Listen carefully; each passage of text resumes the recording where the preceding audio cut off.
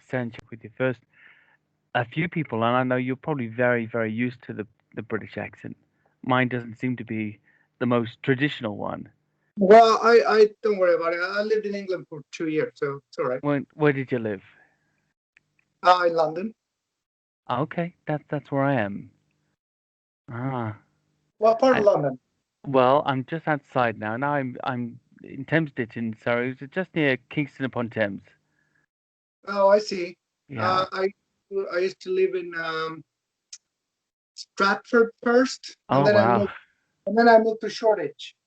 Okay, Shoreditch is definitely an improvement on Stratford. That's going up in the world. Yeah, way more expensive too. Yeah, yeah, it certainly is. That's one of the places to be. Look, I wanted to catch up with you for a while, just to just mull over some of the stuff. I'm always looking on your page, looking at the art. I've been a musician for 32 years, so we have that in common. And Uh, I was talking to Lyle Blackburn about this one. It's just odd how many musicians or ex-musicians and artists there are that are also really into cryptids and cryptozoology.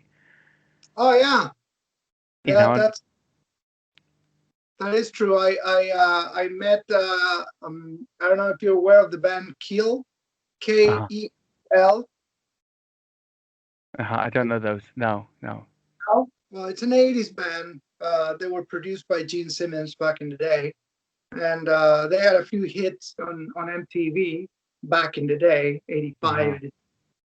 And I met Ron at a convention about 2 years ago, and turned out he was heavily into that. And he was like, I was fascinated by the fact he was Ron Kill, and he was fascinated by the fact that I'm hanging with Bob Gimlin and Travis Walton, and I was like asking kill question, and he was asking apology questions. So it was kind of interesting.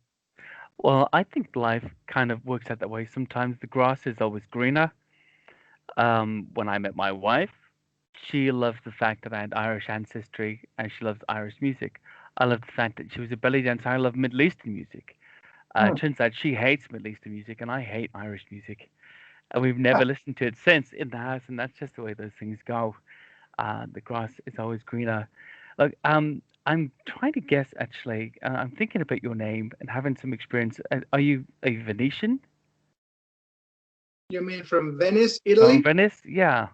Yeah, my family is from that region, but I Okay. was I was born and raised in Chile, South America. Okay. But eventually, I moved to Italy and I lived there for a while. Before England. Okay. Okay. Because Bergamin, that sort of Yeah, ring has that Venetian ring to it. it's from Castelfranco Veneto, which is Okay. about an hour from Venice. Okay. That sounds familiar. I hear you have a dialect too. Do you speak Venetian or just Italian? No, no, just Italian. I, Okay. yeah, whenever I go to a local store, and the owner would speak to me in dialect, I would Uh-huh. ask, "Could you please talk to me in Italian? I don't Uh-huh. understand." They would get mad. They don't like it. You're a Bergamin, so be a Bergamin. Speak Venetian, right? That's their attitude. Yeah, they would. Yeah, I'm Yeah. sure it was as confusing to them as it was for me, because why do you have an Italian name and you don't speak dialect? It Uh-huh. wasn't born here. Yeah. Well, I mean, that's one of those situations. Being a plastic paddy myself, and I don't know if you know what that is, but it's an Irishman who's not Irish. Oh, Essentially, I grew up in Wales, where there was another language, Welsh, and there's a big sort of cultural focus on speaking that language. And I wasn't Welsh in any way, and I moved to England. And so twice removed, you don't get to be Irish anymore, but they hear the name McGrath or McGrath, and they expect it when they see you. They're hoping that you're the real deal, and you're not. So I right. definitely fall in line with that. Listen, talking about things like cryptids, talking about hanging with Bob Gimlin and all those guys, there's got to be an origination point for you. So clearly, I've trawled through your pages so often. Rock and roll and fantasy art is a huge thing for you, Yeah. clearly. But but where did the cryptid thing come in? How did that crossover first reach you? Um, That's a good question. I guess I was always into that kind of subjects, not just Uh-huh. cryptozoology, but also I've been out. I've always been heavily into ufology and the paranormal and high strangers.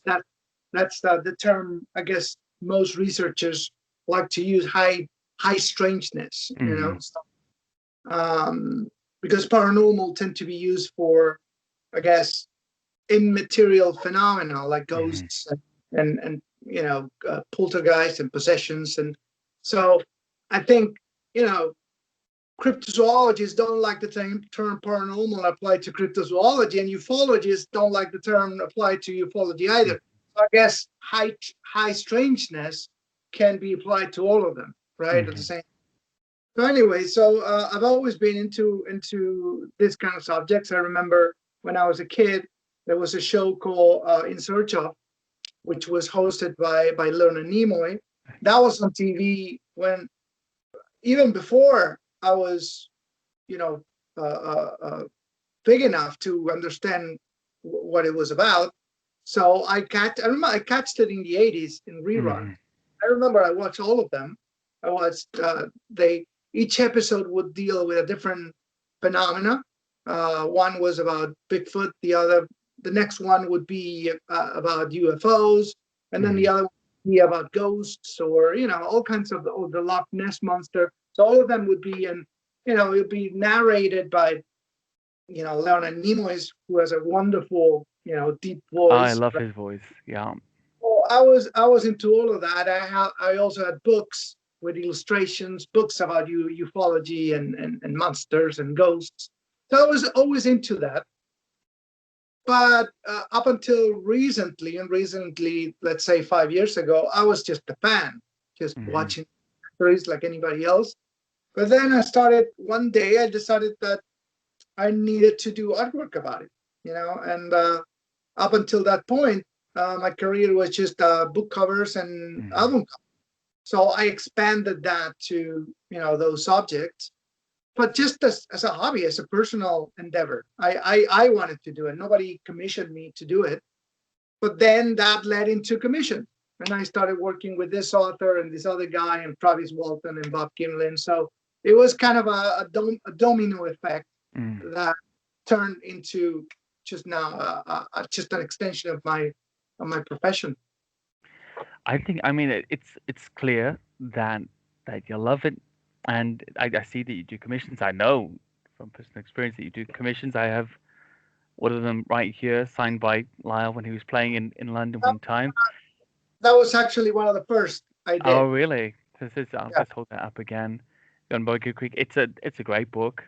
I think Lyle was playing. It was in 2017 sometime, and he was playing No, some rockabilly place in London, and all of the tubes were off. And I decided, look, this cryptozoologist guy is here in London. I am a cryptozoology guy. He needs to be greeted. Let's just go and say hello. And I just kind of rocked up to the gig after 3 hours trying to get there with all the tubes off. And he was like, "So you came to the gig?" I was like, "Yeah, I just came to have a look. I've got a book. Will you sign it?" It was very nice. It's very straight up guy. Um, Talking about this kind of art, well, obviously you've recently done Sinister Swamps as well. Is that right? Yeah. Yeah, and there's Uh, there's a bunch of other stuff too.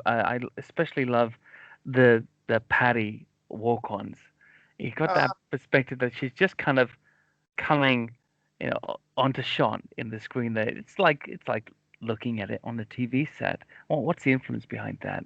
I mean, the way that you set up the shot. I mean, well, it was quite simple, really. It was about I wanted to do the Patterson Gimlin film. I have a list of cases or uh, myths that I want to do in illustration form, and I haven't even tackled 5% of them. Just I've done. I have a huge list, and the Patterson Gimlin film was one of the top of the list, right?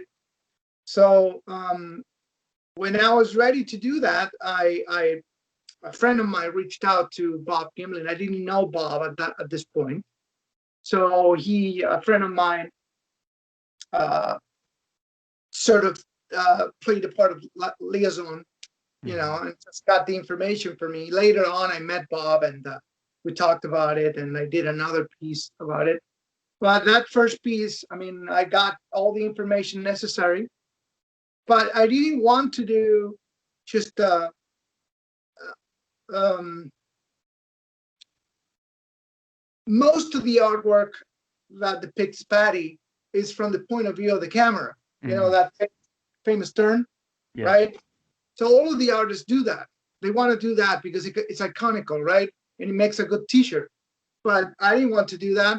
I wanted to put Roger and Bob in the composition, and the Hmm. only way to do that is looking at it from the opposite up from the opposite direction of the camera, right?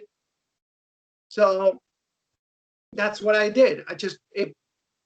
As if there was another cameraman on the Yeah. other side of the trick, right? So he was filming Patty as she was walking through, but also got Bob and Roger on the frame. So that's what I wanted to do. It was and also I before that I've never seen that before. No one has ever done that. Like I look, haven't either. yeah. No. So now I think there's a couple of other artists that did it, but I was the first. Flattery. I mean, imitation is the most sincere form of flattery, right? I mean, one of the things that strikes me about that picture actually is that Bob and Roger, they're the subject of the painting.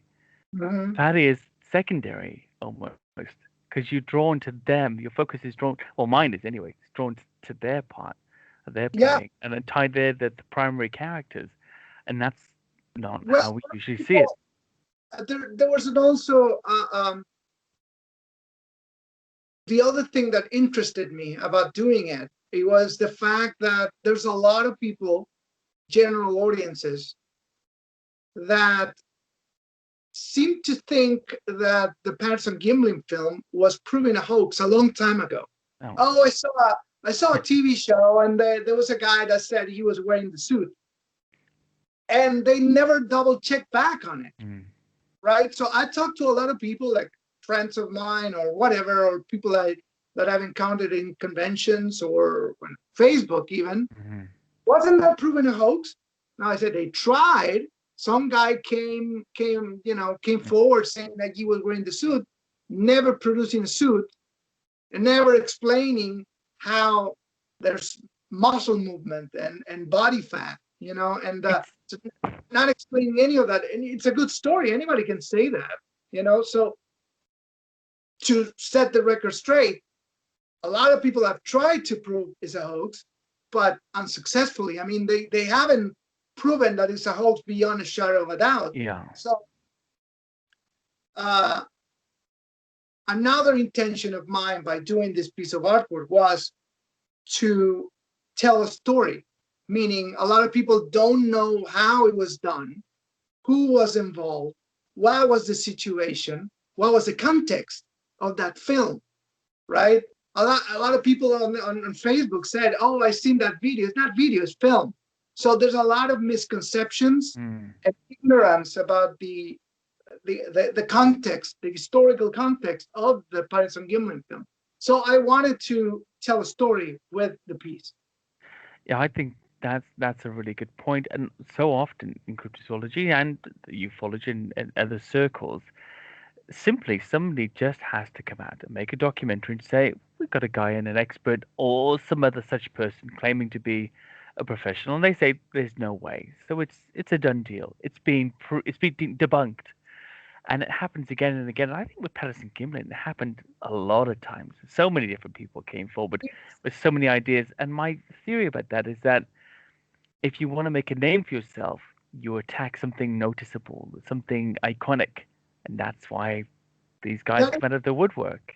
I guess that's yeah, that is true. But also since a lot of people are being exposed to this piece of Mm, film every now and then, and it's the first time for them, you mm, get, the story, rehashed and throw back at you every now and then mm, because people are every 4 or 5 years, new people discover the story and say, "Oh, I'm going to prove it's a hoax."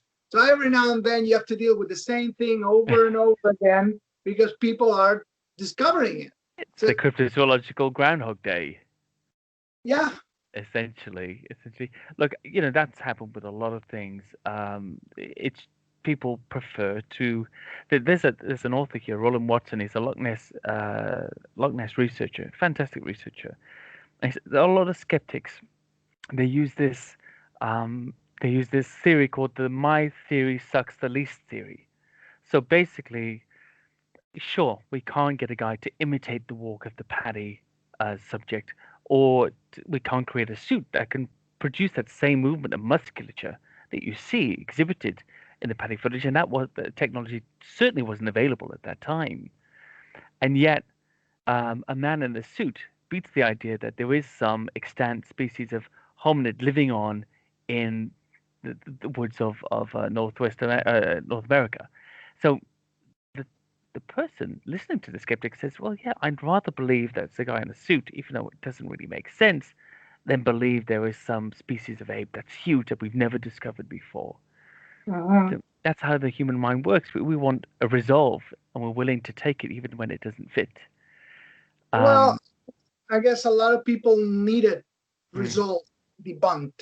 They need to prove it's a hoax yeah. because it doesn't fit in their perception of the world, right? So they need to prove it's a hoax. I don't need it. I mean, I'm happy with the fact that it hasn't been Mhm. proven. I think the world need mysteries, and if everything is discovered, I mean, how boring would that be? You know. Very, So very. that is my selfish perception of it. I'm sure a lot of scientists will disagree with me. Otherwise, there wouldn't be any progress in science.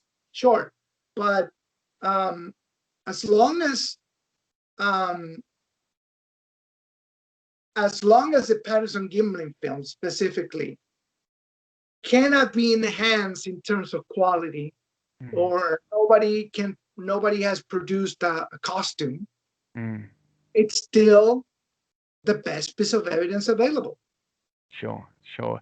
And just as one final interjection in agreement with you, if somebody had that costume, the financial motivation to produce it at this point would have been overwhelming. Overwhelming. It has to be. If somebody had that costume or had access to it. So I saw the Jeff Meldrum. He did a presentation on that at International Cryptozoology Conference 2018. It was the 50th or 51st anniversary of it, and I he had was an enhanced. Were you there mhm, in 2018? the one in Kennewick. No, Portland, Maine. Oh yeah, no, I wasn't. Yeah, you were Okay. there, but I was somewhere else. And yeah, so you heard that whole thing, and he made a very good point there actually, which really changed the way I looked to Bigfoot evidence at that time, which was this is the best evidence we have, and yet it's disputed. Nobody can reproduce it, and yet it's disputed. Any evidence less than this, as far as film goes, is no evidence at all. And I thought, well, that's perfect. That's the benchmark. That's the standard. That's where we have to go from here. Now, talking about cryptids and moving on to your love of ufology, clearly, you've got some ties with Travis Walton. I've met him once. I didn't know anything about his story, of course, until the Fire in the Sky movie came out, and I've seen the awesome artwork that you've done of his experiences. And I think it's really emotive. It really pulls you in. Uh, What was how did you come to meet him, to produce this artwork, and what's your feeling about the story? What's your take on it? Um, well, first of all, I did the first illustration about Fire in the Sky on my own.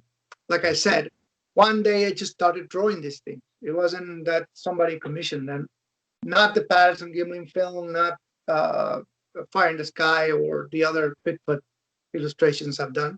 So I did Fire in the Sky just out of personal interest because I've always I found the movie and the story fascinating. So I did a little research, and actually, I did a lot of research, not Mm. a little. Um, the first thing I wanted it to be accurate, since I love the movie, but I realize it's fiction, it's fantasy. A Mm. lot of what's there never happened. Specifically, everything that you see in the movie that happens on the spaceship, it's not true. That was the filmmakers wanted to do a horror movie, so for Mm. shock effect, they changed a lot of what happened on the craft. Okay. It wasn't as terrifying as you see in the movie, and they that wasn't good enough for them, so they changed it to make it scary, Mm. which I understand. They were, I mean, the movie is a product, so they wanted the movie to be successful, and plus it wasn't a low budget movie, it was a Mm. Hollywood movie, so he had a few millions in it, you know. So anyway, so um, since the movie didn't show the facts as accurate as I wanted them to be, I started doing research. So I wanted the craft to look exactly like it was, like what Travis saw, Mm. uh, the surroundings of the woods as they were. And I even got to so much detail of as finding out what was the actual model of the pickup truck, because Mm. in the movie they used a Dodge truck, and it was actually an international truck. So I went to all of this, minutia to make it as accurate as possible, and it was so accurate. By the end, when I finished it, it was so accurate that caught Travis' attention, because he had never seen somebody doing something so accurate.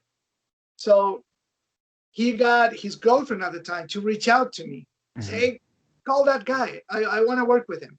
So the same day, it was the same day, I posted it on social media. I got a message from his girlfriend at the time, that they're not together anymore. Um, "Hey, Travis, love your work. He wants to work with you. So call him." And he gave me his phone number, just like that. So I was like, wow, this is so Awesome. realistic. So I just grabbed the phone and called him, and we talked for like an hour. And I'm supposed to do more, but I've been so busy for the past couple of years that I haven't even. This is just a project of mine.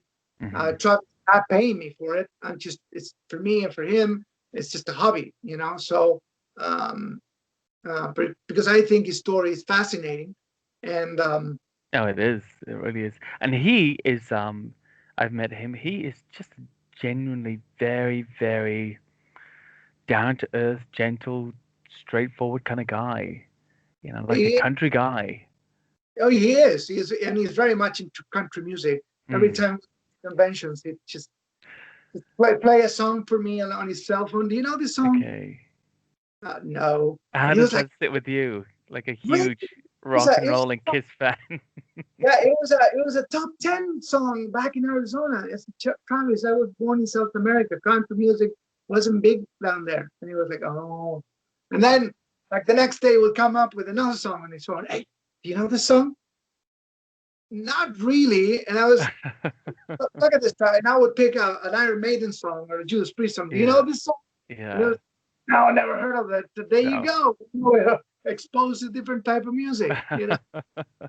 You know, I had a funny conversation. Well, I was in a funny conversation in Kentucky at the Crypticon. It was after everything had kind of finished on one of the days. It was a Sunday and it's Kentucky, so they weren't serving anybody in the restaurant or bar because it's Kentucky, right? It wasn't open in the hotel, so it's weird. So we got some pizzas, and me, him, Cliff, Cliff Barrickman, and the two girls, Jen and Jenna from She Squatches, really lovely girls, were all sitting there, and it was only my second conference that I've ever done, so in the US anyway, so it's kind of strange. And the conversations were really weird. And Cliff was talking to me about Dogman for some reason. He's the Bigfoot guy that kind of throw me offside. And the She Squatches girl, one of them's talking about a near-death experience she had in a car accident. And Travis is explaining to us in the most matter-of-fact way just how insanely strong his youngest, very slim, very slight son is. Stronger than all his other sons. And to me at the time, it just seemed like such a random conversation from, such, I suppose, such a notable part of UFO history. And yet, what came back to me is, well, this guy talks about this stuff all the time. Most people just talk about random general things that happen in their life. And Travis was his insanely strong son at that point. That kind of art, it's amazing. I'm not big into ufology. I did get into the Whitley Strieber books for some time, and some of the artwork there was really quite interesting. I thought, real food for thought. What's your take on that whole story? Does that pique your interest as well? Have you ever done any artwork that might You mean reflect those experiences? What's the name of the book? Communion. Communion. Yeah. Yeah, I think the story is fascinating. It wasn't the first abduction case that came out, got attention from the press or the general audiences, but it certainly was one of the most successful ones because the way it was narrated. But also, there's a movie with Christopher That's Walken. how I'm a big Christopher Walken fan. That's how I first found out about it, Right. actually. I think it's fascinating, and I've heard Whitley talk on Coast to Coast AM many times, and I think he's very believable. He's a very believable guy. He's also very spiritual. So there's another factor to him. I believe the story. That being said, I know a lot of people that don't believe him. Yeah, there seems to be because he's already an author, right? This is the point, I guess. Well, the thing is about abduction cases. Unless there is more witnesses, it's always a one person story. So it all comes down. It doesn't matter how logical or how believable the story sounds in terms of details and I guess observation of the person to either the beings or the craft. It doesn't matter. It all comes down to how believable the person is. So It's the same in cryptozoology. It all comes down to character. The character of the person, whether you believe him or not, it doesn't matter how good the story is. So I think Whitley is believable, but that's my opinion. Somebody else could disagree. I think Travis is believable because of his personality. I come to know him really well, and just in all kinds of situations where I mean we have spent like a week together, just having breakfast and then just talking about the most trivial matters. So I believe him because the kind of person he is. And also, there's another factor that he doesn't like to talk about too much. He has had more experiences, but he doesn't like to talk about them because he feels that he would not resonate well with skeptics. So he preferred to keep the original experience, which is the most significant one, kind of untouched. So all of the other experiences he has had, he doesn't talk about it. He doesn't discuss them. Well, it's essentially, and this is in no way detrimental, I think, to the cause, but when you're doing a lot of conferences and you're speaking a lot, your career has essentially become what your experience was, which is not a bad thing. It's just where you are. You don't want to spoil a bestseller by giving a disappointing sequel, right? What I mean by that is, yes, it's not believable, perhaps to some people, but most abductees actually report more than one abduction, not just one. It's normally the beginning of something, right? And goes on and on. Now, that's not the experience I've had at all. Talking about believability, I obviously deal with this all the time. I receive Bigfoot sightings, Dogman sightings. It's a tough one for me to accept, but one of the things that becomes clear to me is even from a scientific point of view, most of these things are a matter of faith and how far your faith can stretch to accept something, even from a believable individual. So I said quite a few times that one man's Bigfoot is another man's dog man. So it's how can I say that Bigfoot is plausible to me, and yet I refuse Dogman?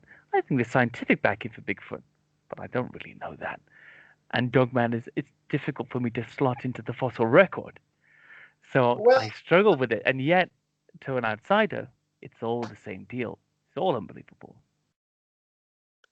um, yes and no. I think there are levels of believability. Uh, what's that word? Verisimilitude. Ah, Veris, verisimilitude, right? verisimilitude. Yes. And um, the way you weight the uh, believable factor of any of the stories is undoubtedly science. Um, you said there's a factor of faith in sure for a lot of people Yeah, is, but in I acceptance.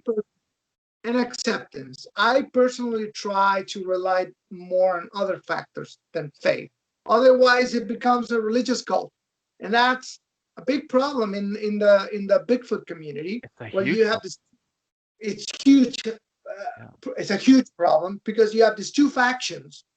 One thinks it's just an animal, Hmm. and the other faction thinks there's something paranormal about it. I mean, why we haven't found remains? Why there's also seem to be like a UFO sighting next to Bigfoot sighting? Why it suddenly disappeared? It was there and then it wasn't there. Um, if there's such a big population, how come there's not more footage about them or remains or. So the explanation for this factor is there must be a paranormal factor in it. Whether they walk in and out of another dimension or there's something else to it. And then the other factor said, no, no, no, no, no, no, no. All of that is bullshit. It's just an animal that is very good at hiding. So um, both sides have reasonable, logical reasons to believe what they believe, if you think about it, Yeah. right? So I'm personally, I'm not a researcher. I'm just a reader as anybody else. I haven't decided. I haven't decided Okay. which is. So meaning to me is not faith. It's about logic, you Mm. know. And I prefer that. I prefer that because, um, like I said before, otherwise we become part of our religious cult, and I'm not very comfortable with that. Well, Because if you accept something out of faith, then you have to accept everything, and this is my point. Yeah. I'm not too keen. I'm not too keen on the Loch Ness monster, simply because to maintain such a large animal, you will need tons of food that the log is not capable of providing. You Uh, know, so and also how can it be just one? It'd be dead. I mean, you need a population of at least two to create to have mm. offsprings, right? So logically, it doesn't make sense to me. You know, the dogman. There is no evidence that such a hybrid in history. There's no fossils of remains of There's anything like nothing. that. So if it exists, it must be the result of something we don't know about, like a interdimensional portal or something like that, or maybe it's an alien being that we don't know about. So there's all these questions that require a third party explanation that we have no idea about. So we have to stay with what we know. Sure, it's an interesting myth. I love it. In fact, probably I'm going to do an illustration about the dogman, Mm. but that doesn't mean I believe in it. Yeah. It's fascinating. It's fascinating and it's intriguing. It makes a great campfire story, Oh, it does. but It does. I'm not sure. You know, Have you noticed, Claudio? Have you noticed? You must have in your years so far, drawing cryptids, things like Bigfoot and aliens and spaceships and the rest of it. Have you noticed how sightings seem to increase with popularity? So when I started my foray into Korea cryptozoology in 2016, Bigfoot was still the biggest thing presently that there was. And slowly the dogman thing has become bigger and bigger and bigger, and the sightings have increased in the UK especially exponentially. And the Bigfoot sightings have gone down, and other things like Mothman have creeped up as well. And the popularity, now, sure, something being popular and acceptable can lead to an increase in an acceptable atmosphere in which people can relay their experiences to researchers and not be laughed at and things like that. But also, from a cynical point of view, I look at it and I see where the money is going with the popularity, and I see those sightings sort of vying one for the other. What's your opinion of that? Have you seen those trends taking place in the world over there, or no? Um, I'm not sure. I've seen there's more. I've noticed there are more publications about the dogman around Mhm. than before. Whereas before 5 years ago, to be honest with you, well, let's say before 10 years ago, I never heard of the dogman before. Mhm. I Same. think I watched one of the episodes of Monster Quest on the History Channel, or was it Discovery Channel? I can't remember. Uh, Discovery, I That, think. Yeah. or maybe National Geographic, I don't remember. But anyways, I was watching Monster Quest, and one of the episodes was about the dogman. And I was like, wow, I've never heard of this before. So I guess there might be two explanations about it. One, it has become a trend, Mhm. and people are talking about it or rehashing the same story. I'm not sure about new sightings, though, but there's certainly more books.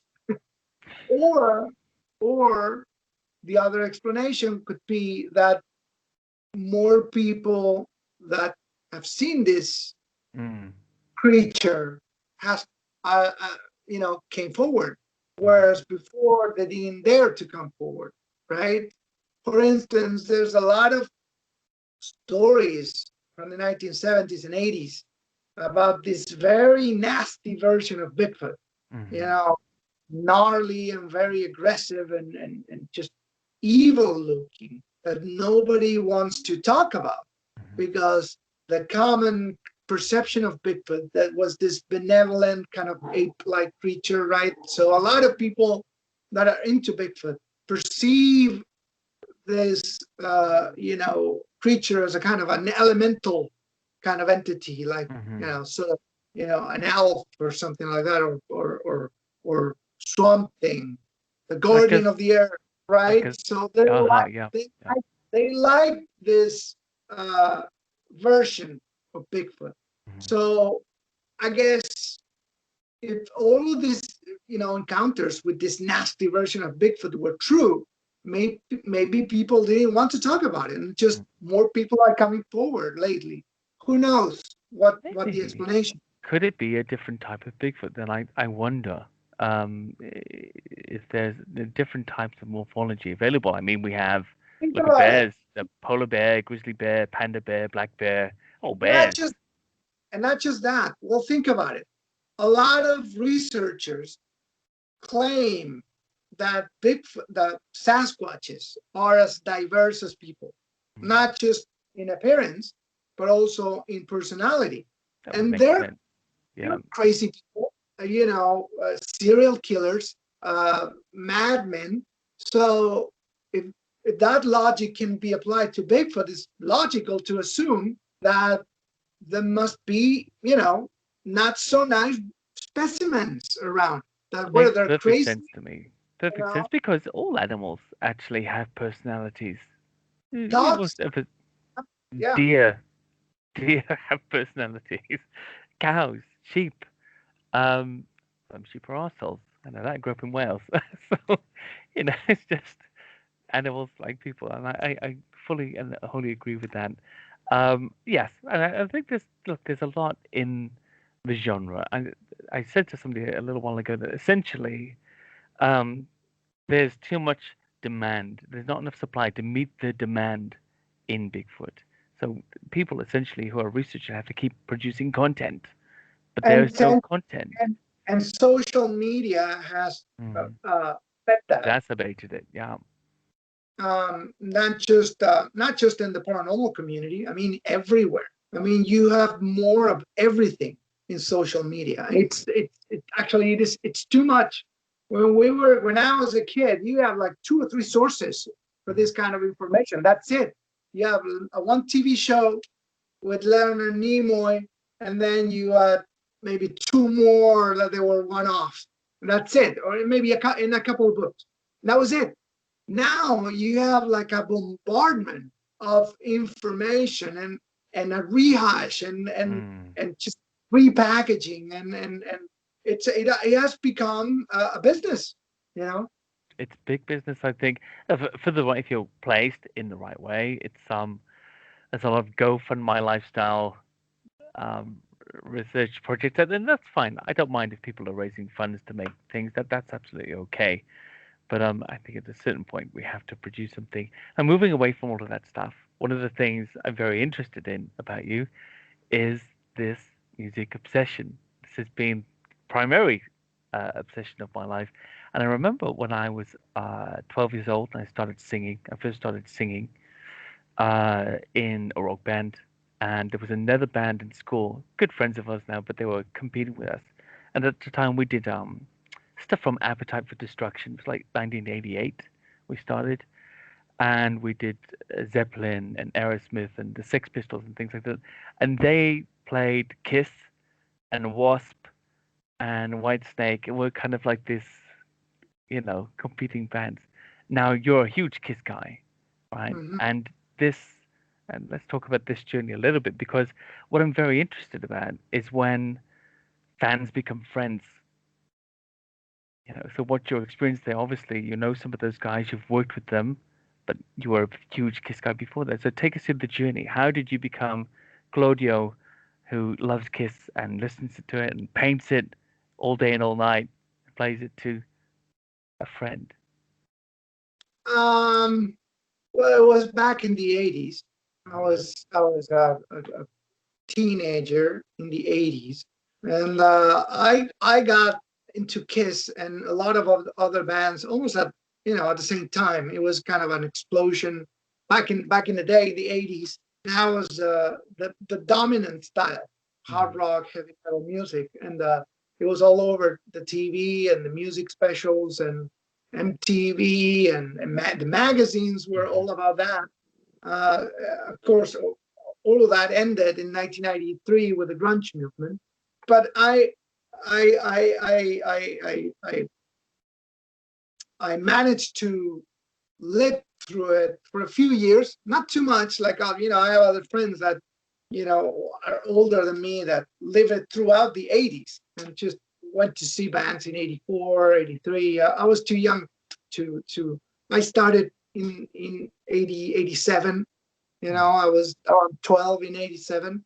So I started with Bon Jovi and Europe, the band Europe from Sweden, uh, um, Kiss, what else? Van Halen. Um, those were my favorites. Those were the first bands that I got. Queen, I was a lot into Queen. Queen was God, the yeah. very first band that I was into when I was way younger than that, when I was like 8. The Queen was the first one because my dad was into them. So Queen and the Beatles. And then when I was around 12, I started exploring music stores on my own. Mhm. And I was, of course, drawn by the artwork. The bands that have the most interesting artwork, those are no doubt the ones that caught my attention first, right? So Kiss is obviously falls into that category.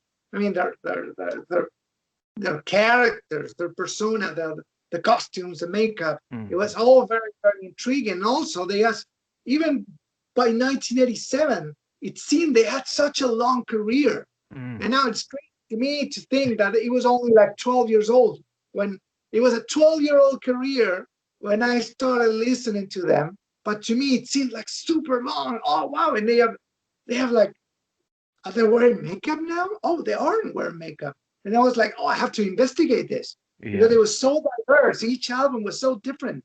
And they had like solo records in between, and they had They were dressed in animal prints at some point, and then they were dressed as in whole leather, and said, why they're so they went to so many changes. To me, that was fascinating. And there were a lot of bands that were similar in that aspect, like Mhm. Queen, like what else? Like I guess Rush. A lot of those bands went Love through Rush. different, Yeah. different, different hairstyles, different wardrobes, different type of videos in a very short period of time, like 10 years. Now it seems crazy. You see bands now, and they change very little in 10 years. In fact, they released 2 records in 10 years. I Kids know. used to put out, Kids used to put out 2 albums a year up until 1979, same as Queen. Wow. So to me, that was fascinating. It was so much to explore in those 12 year span career in 1987, 88. So that was, to me, that was captivating initially about those bands. Mhm. That their career, even though it wasn't that long, it was very rich Mhm. and very diverse. That was fascinating and very captivating, mystical, if you will. So that was, you know, what caught my attention initially. I think it's just for those who've grown up from a very young age, being into music, playing music, and similarly to yourself, Zeppelin I got into because my father had records, uh, Jimi Hendrix, Mott the Hoople, like a whole bunch of uh, 70s bands, and my mum loved Fleetwood Mac, like the Mhm. Peter Green Fleetwood Mac, but also the Stevie Nicks Fleetwood Mac. I just got into all of that stuff. Cure, some of my relatives that were into the Cure, and I really got into that whole sort of 80s British sound. But when I heard this um, Appetite for Destruction album when I was 11 years old, I think it was at the end of 87 or beginning of 88 when it came out, I can't quite remember. There was a boy in school, and he had a bootleg tape of the album, and it had Mhm. come out, and he said, "You'll love this album." And I traded him something for it. I don't know what it was, and I took it home and I listened to it on this like shitty tape, this cheap tape he'd got, tape cassette, and I was like, "Wow, when is this thing coming out?" Because it was very different at that time. It was such a different sound. And I don't like any of the other things they did, apart from maybe Lies, but that particular thing, that first album, was really something. Yeah. And just really went on from there, and that led on to getting into bands like Aerosmith a little bit more, and we started a group, and we would just stay up all night and watch things like The Song Remains the Same, or old Aerosmith live concerts, live at the Ritz, and everything, and just really digging on it, and it led to like a whole career. I think I'm what 32 years in now to being a singer. It's suddenly it's a I long was time. I had a similar journey. I mean, when Appetite for Destruction came out, it was suddenly a shock for everybody. I was heavily into it too, but I was also into Metallica, and Yeah, Justice for All. This came yeah, out more or less at the same time. I think it came out the next year. Def Leppard, Hysteria, that was huge too. yeah. So I remember that that was huge on TV. Def Leppard, Pour Some Sugar on Me, and Animal. 100%. Yeah. And I remember the first song I ever heard of Guns N' Roses was Sweet Child of Mine, Uh-huh. not Welcome to the Jungle. I think I missed Welcome to the Jungle when they premiered it on TV. So the Mm. first one I catch was Sweet Child of Mine. And I was like, oh, that's interesting. It certainly Mm. sounded fresh. It didn't sound like Def Leppard or Kiss or Whitesnake. No, no. He had a fresh flavor to it, Mm. right? But the same thing could be said about Metallica. The first time I heard one, it was suddenly fresh. I never Oh, heard it's anything amazing. like that before. I have other friends. Was my wife is a couple of years older than me, so she became aware of Metallica in the Ride the Lightning era. Okay. So she was aware of them. But my first introduction to Metallica was one. So I was like, wow, this is new. So That was the wedding song from my that was my wife walking down the aisle on our wedding. One, oh, but the Rodrigo y Gabriela cover version. Have you ever heard of this band? no, Rodrigo y Gabriela, they're kind of like a flamenco band. I think they're from South Oh, America. You have to listen to them, and they basically do rock songs in this flamenco kind of style, and they do an amazing version of one that's instrumental interesting. version, just an instrumental version. And That's my yeah. wife, who hates rock music, she said that's what I want for the wedding when I come down the aisle. I was like, cool, that's fine by me. My Let's do wife it. came out walking down the aisle with Mr. Crowley. Oh, Ozzy. Wow, is it which album's that from? It's from the very first one, Blizzard of Oz. Blizzard of Oz. Okay, okay, yeah, I love that. That's Randy Rhoads. Yeah, but just the keyboard introduction, not the song. Yeah, no, I mean that's when Randy Rhoads was playing with him. Yeah, that's Randy Rhoads. Yeah, Yeah, oh, I love that stuff. I love Sabbath, but uh, although I love Ozzy Sabbath, I'm a huge Dio fan. Love Dio. That's the kind of I voice. I mean, that's got that power, that huge power. I love that voice. don't get me wrong. I don't think there's a uh, uh, uh, person on earth who doesn't like uh, Ozzy Sabbath. Yeah. But since I was a kid of the '80s, Mm. believe it or not, my introduction to Black Sabbath was Headless Cross. Headless Cross. Oh, That was the first Black Sabbath video I have ever saw yeah. with, with Tony Martin. Mm. So and then after that, I started to retroactively exploring their Mm. catalog, right? But when you're young, you're like a sponge, Mm-hmm. right? So I remember that was the case for several bands. That the first song I ever heard was the one that it was being premiered at that Mm. time. For instance, for Ozzy, I remember the first video I ever saw was Crazy, no, Miracle Man. I don't remember that. From Yeah, it's from the first album that Zach Wilde played guitar with us. It's called No Rest for the Week, for the weekend. Okay. Uh-huh. Yeah. That's Ozzy. The cover is Ozzy is sitting on a throne Yeah. with little girls around with white eyes, The right? blonde hair. No, no, it's not. I know the one you're talking about. Yeah, yeah, go ahead. So that was the album that was just came out when I was just started listening to this kind of music. Mm. And then you start retroactively exploring the catalog, right?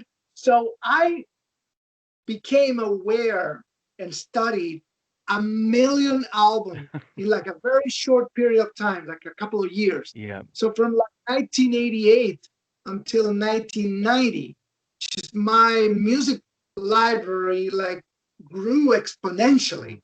Like I had to explore all the back catalog of Black Sabbath, Kiss, Queen, White Snake, and Black Sabbath, and blah blah blah blah, and all of those, Def Leppard, and all of those bands.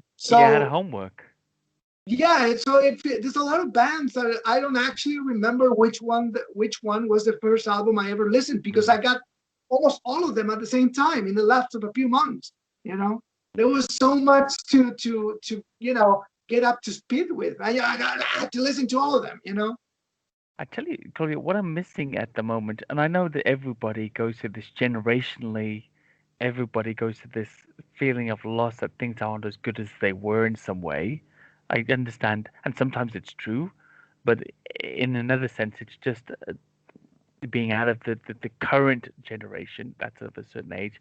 It's sometimes just hard to connect, and I think that explains a lot of what we feel about music being shitty after our period. But it does really seem to me that those amazing singers, those huge voices, they're not around now. They they don't exist in a new format anymore. There will never be. There doesn't ever seem to be a chance for there to be another Dio or Prince or Chris Cornell. This kind of level of talent just doesn't seem to be attainable anymore. um, I'm not I'm not sure I agree with that. What I do agree with is there's plenty of talent around. I Mhm. mean, I've seen some amazing singers of new bands on YouTube, right? That's undeniable. In fact, there seems to be more talent because everybody's putting, their craft out on YouTube. Anybody can post anything nowadays and be their own TV channel, right? So in terms of talent, I'm not sure I agree with that. There's a lot of talent around. What I do agree with is that I don't think we'll ever get ever again that kind of personalities, larger than life personalities, people that are as over the top and unique as Ozzy or Gene Simmons or Freddie Mercury. Those kind of over the top, flamboyant, unique, original personalities. It'll be hard to, if we get that ever again. You might get one every decade, okay? And the reason for that is very simple. Is because back in the day, like I said before, you had 2 or 3 sources of information, and that was it. So there was a lot of myth around it. Oh, is it true that Ozzy just have bats for dinner every day? There was a lot of stories and legends and myth, and sometimes you had only a black and white picture of a band, and that was it. You don't have anything else. So to you, these are like almost the Yeti. I mean, to me, I was a huge Merciful Fate fan when I was a teenager. Well, that was one of the bands I was very, very much into. But there wasn't much about them in magazines or in the albums. The only thing that the only picture you had was like shitty, tiny pictures on the back of records, and that was my only. I was trying to figure it out how their faces were, right? Like, what were their features? So, since when you have that kind of expectation and imagination, because you complete what the information you don't have with imagination, how can you compete with that, right?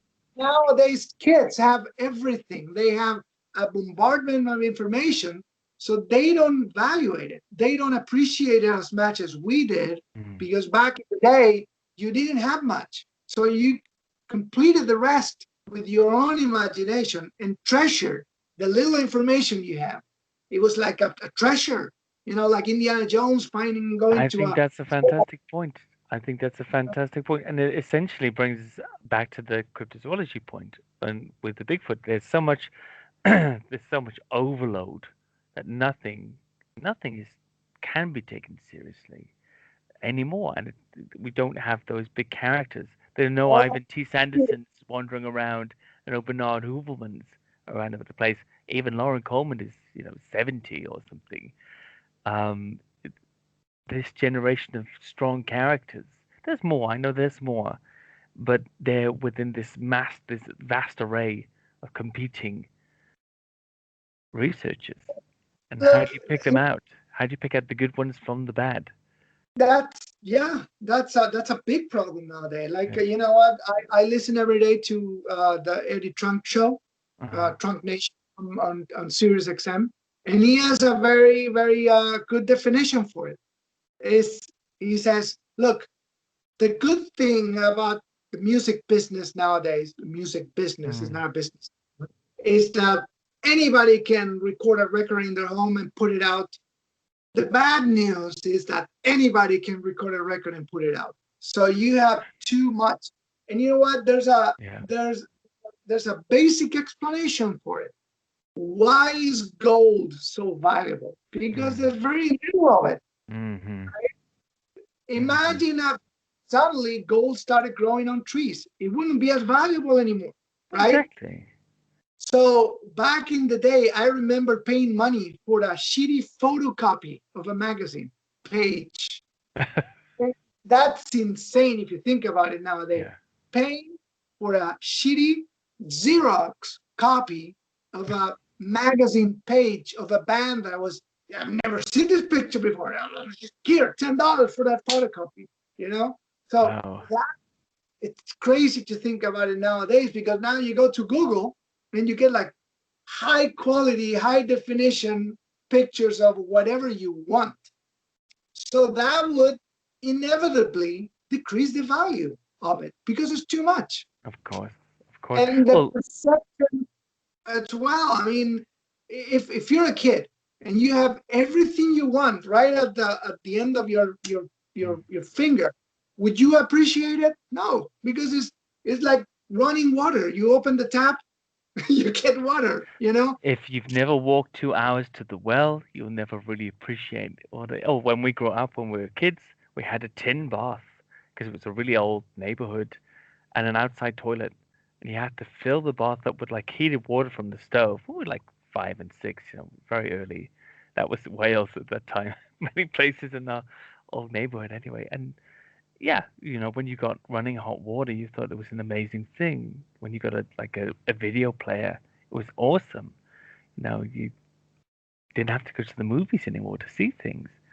And it was a really amazing thing. There's a great Louis C.K., the comedian. There's a great Louis C.K. sketch.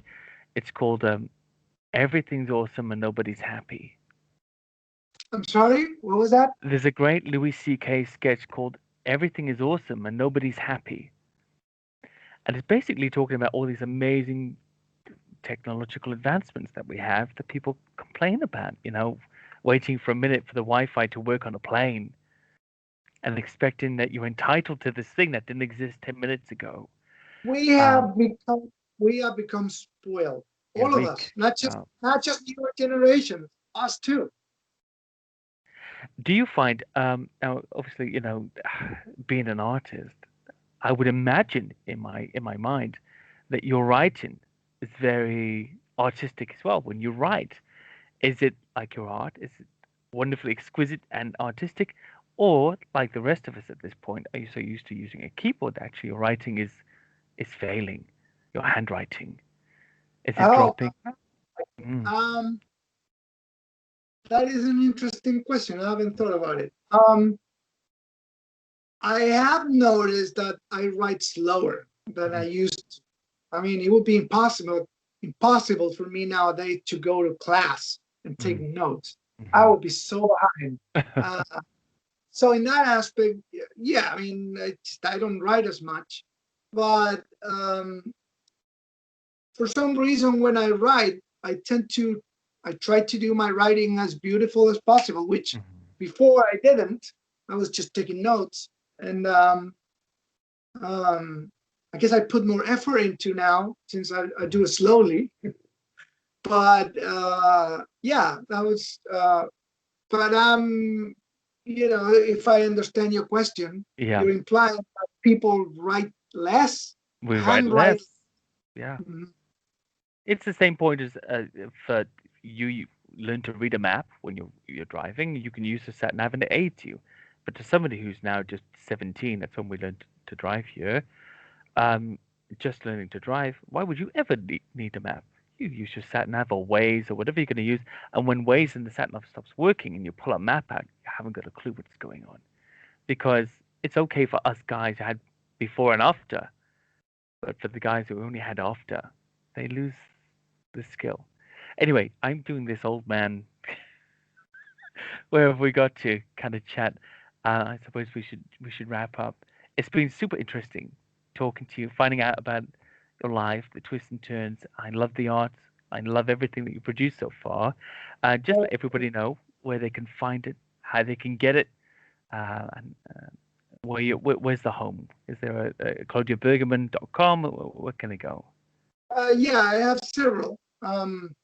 My website, I mean, my portfolio. Whether if you just want to take a look at my work, sort of a greatest hits. I don't have all of my work there, just the best ones. It's ClaudioBergamin.com. Mhm. So if you're just interested in take a look at it, that's the way to go. And I have an online store, which is bergaminart.com. That's where you can get my artwork for, decorating your home. Um, and then I have social media, Facebook, which is claudiobergamin.art, Facebook dash claudiobergamin.art. And the same as Instagram, which is claudiobergamin.art. That's amazing. Well, I advise everybody out there to go and get it, buy it. Christmas is coming. You need it. Everybody needs it. on the wall. Claudio, thank you so much for talking to me. It's been real. It's been awesome. Thank you. It was fun. Okay, take care.